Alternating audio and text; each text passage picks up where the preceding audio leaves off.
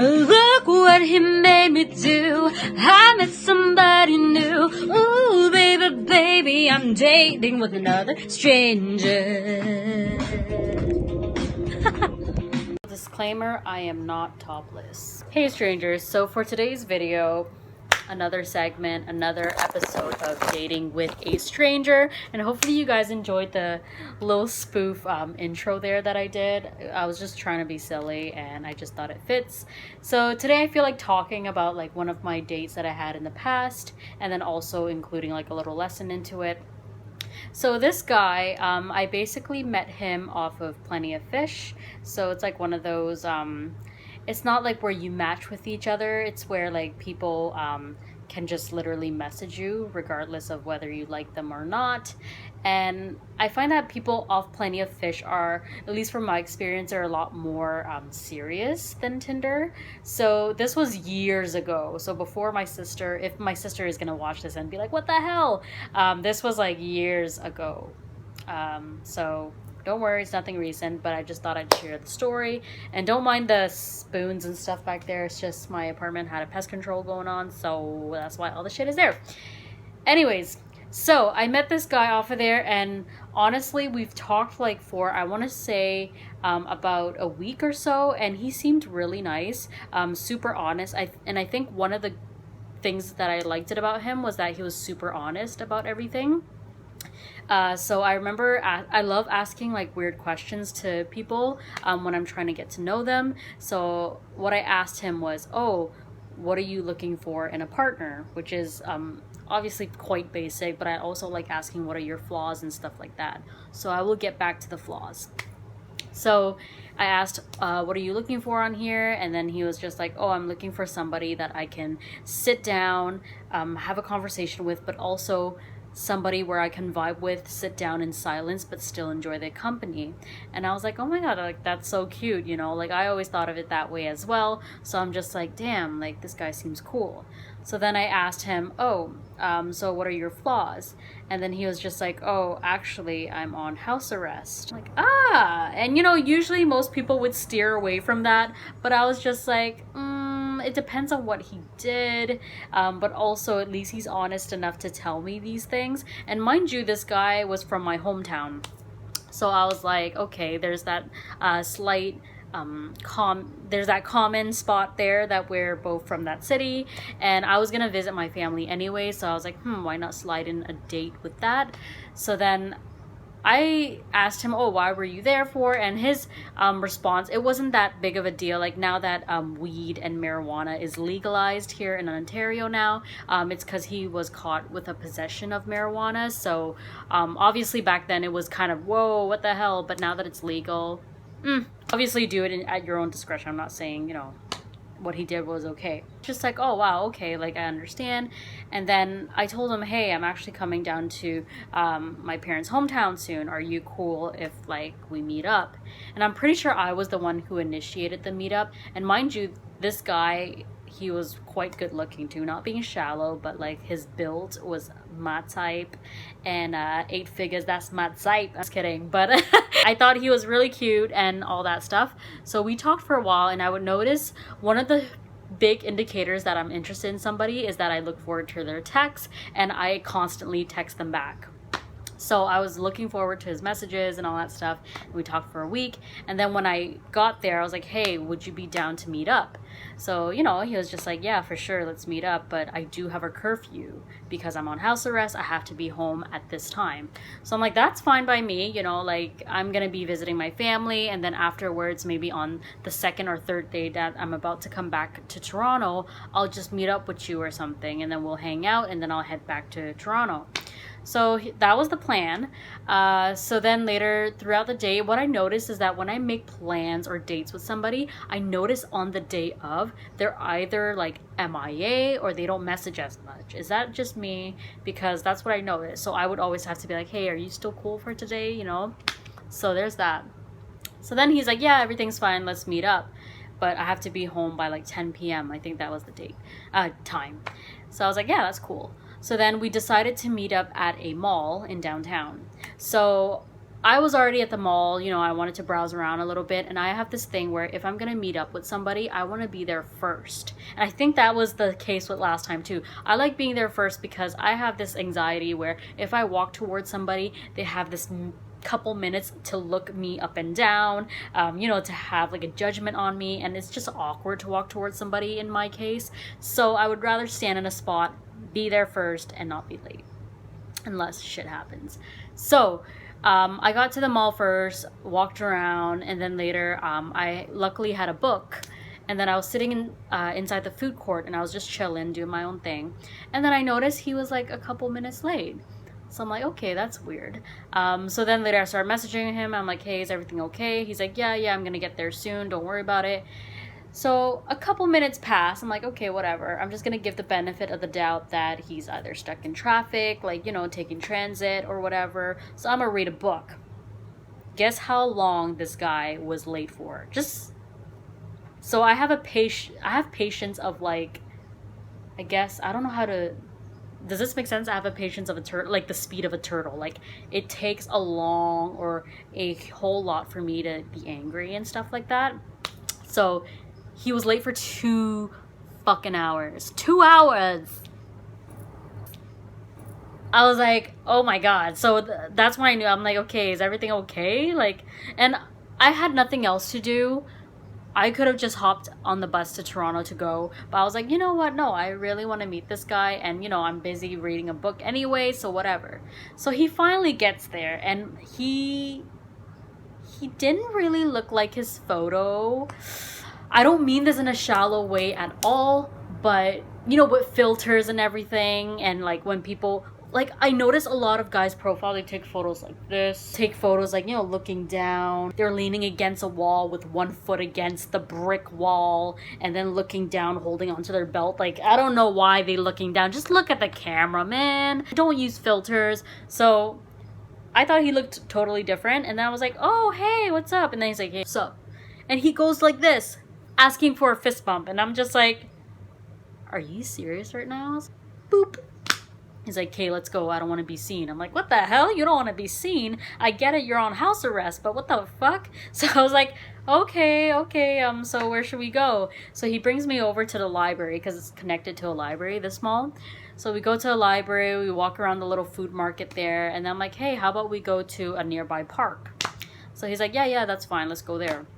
So as we're walking towards this park, he has a backpack on from what I remembered, and then later he's like, hey, I want to show you something. I'm like, well, what do you want to show me? He's like, oh, don't worry about it, you know, I'm just gonna show you over here. And there was an alleyway, and I'm like, I don't know if that's a safe spot for me to go there. Like, I didn't say it like that, but I was just like, and then he's like, what, are you scared? I'm like, well, no offense or anything, but it's not every day I meet somebody from that had a house arrest, so for all I know, you could be bringing me to something else. And he's like, no, don't worry. So I literally was like this, and then as he's opening up his bag, and mind you, it's daylight time, and there were people around, so it's fine. So he like leans over to his bag, unzips it, and looks over at me, and he starts howling, and I'm just like, what? And he's like, oh, I just want to see your reaction, and he starts dying of laughter. I'm like, hey, just saying, not a very smart joke if, you know, you're kind of like a low-key criminal. Just like, okay, haha, funny, whatever. So then we walk over to the park, and then we start looking at, you know, the view, sitting on a bench and all that stuff. And then he goes, oh, it's like, it looks like you have a little bit of meat hanging, like on, you know, on your back. So, you know, when you sit down, don't mind the view, but see how, like, when I sit down, see this? So he's like, yeah, I noticed that you have a little bit of meat hanging out. And I'm like, what? And he's like, looks like you have an ass. Like, turn around for a bit. I'm like, no, I'm not going to turn around. The hell? I'm like, no, I'm not going to take off my cardigan or coat to show you my behind. What the hell? If I was a dude and I wanted to snatch a look at somebody's behind, I would discreetly do it. Like, freaking ask them like that. I'd just be, you know, discreetly look at it when they don't know. So then I was just like, no, I'm not going to do that. He's like, oh, okay, just saying. You know, I just thought looks like you have a nice figure. And he kept staring at me in a way where it's like, you know, that stupid smirk where you look up and down, and then as you go down, you smirk. Oh my God, it was just, he looked at me like I was a piece of meat. So I felt uncomfortable, and I'm like, hey, how about we start walking? So we start walking around the park, and then eventually we sat on a bench in the park. And then he starts asking me weird questions like, so would you be down for a threesome? And I have, honestly, if people have done threesome, your cup of tea, I don't care, I don't judge. You do what you want to do, but it's just not my thing. I would rather just be intimate with one person and that's it. Obviously, people are curious about it. I've been curious about it, but I don't know if I have that bridge where I can go over that, extreme. So I was like, no. And then he's like, oh, I just thought, if you were interested, I have a girl in mind. I'm like, okay, either this guy's trolling or he really means it. So I'm just like, no, I'm not interested. Sorry. So then he starts being like a little aggressive, not towards me, but like, I notice he's like leaning back against the bench and like, moving the bench and shit. And I'm just like, are you okay? Like, do you want to, like, what's up? And then he's like, oh, I'm just a little bit hungry. I'm like, oh, if you're hungry, like, yeah, we can go. No worries. Like, you choose. You know this city more than I do now because I haven't been here for, like, living here for like 4 or 5 years. So I think it's been 4 or 5 years. I don't know. I might be exaggerating. 4 years. 4 years. It's been a while since I moved here, so yeah, show me the ropes, like, you choose. So then later, he's like, yeah, I'm kind of hungry. Okay, let's go to this one place. So, we're walking, get to the place, we order. And then later, the waitress looks at me, and she's like, and I'm sorry, I have to put the accent. She goes, oh, she a good one, eh? She pretty. I'm like, what? And then he was just like, yeah, hey, I'm very lucky. He's like, yeah, she's a good one. You keep her. And I'm just like, what the hell's going on? And then after we gave the order, she walks away, and I'm just like, do you like bring, like, did you used to bring your ex here a lot? Because at first I was thinking he brought all his dates here, but he did have a long-term ex before dating me. So I was like, did you used to come here all the time? He's like, yeah. I'm like, oh my God, this is fucking awkward. So then after we ate, I just felt so like watched in a way, because there were times where the waitress would look over and, like, smile. And I'm just like, oh God, this is so cringy. So then later I told him, like, hey, if you want, I'd rather pay like split, or if you want, let me pay for this and then you can get the movies or something, but here's $20. Just is it okay if you go over to the cash and pay, because I don't know if I can look at the waitress again. It's just kind of awkward. He's like, yeah, that's fine. And I honestly, it was just weird. So then later the plan was we were gonna go to a mini bar first to drink a little bit. So then when we walked over to the bar, it was closed. So then later what we had planned after that was to watch Annabelle, the movie. So then later he was just like, oh yeah, let's go there. So when we went to the theaters, I guess the movie theaters there, they revamped it. So the seats are like recliner kind of seats, which is pretty sweet. And then you can also like divide the middle seat to, be a little bit more intimate. So then later, we go there, and I kid you not, every fucking seat had like a couple, like every seat. And I'm just like, okay, this is perfect. We're just sitting, and I had my coat on, like my cardigan on me, and I was literally like this. And then he was in the other corner, and then, I'm looking around, and people are like snuggling, and, when there's a scary scene, the girl goes over to the partner, whatever. So I was just like, oh. And then he looks at me, he's like, oh, do I smell or something? I'm like, no. And he's like, oh, are you comfortable over there? I'm like, yeah. And in my head, I was thinking, I ain't cuddling you, man, because this is fucking weird. So then after the movie was done, it was like around 9:30, he walked me over to the bus stop. And I was like, hey, like, so yeah, it was nice meeting you. Hopefully, like, everything goes well with you. I like to cut it short. And then later, before I like wanted to hug him, he goes like this, and I'm just like, you can hug, right? And I'm just saying, like, a hug is not hurtful. I get it. A kiss is kind of like, oh, I don't know if she wants one or if they want one. You know what I mean? You kind of go with the vibe. But this one, it's like, if I'm leaning towards a hug, you can just say, oh, nah, I'd rather just fist bump, rather than you being awkward and being like this. But I was like, you can hug, right? And then, yeah, we hugged, and then he left. And I was just like, damn. After that, like, I was just thinking in my head, like, damn, I put myself in a situation that was pretty dangerous. And I'm telling all you guys, like, at least make it public, which is what I did. Obviously, I wouldn't go over. But that's another story. There were times where I went over for like the first date, but that's another episode. But yeah, what's crazy is that I did see this same guy on Tinder. So I'm like, hey, let's swipe right just to see if we match. And long and behold, we did match. And then he messaged me and he's like, hey, didn't we meet before? I'm like, yeah, you're the one who was late for 2 hours. And then he put the middle finger emoji, and like eventually I just said, hope things are well with you, and then I eventually unmatched. But yeah, like, honestly, I just don't understand why sometimes people think it's okay to ask such personal questions on the first date.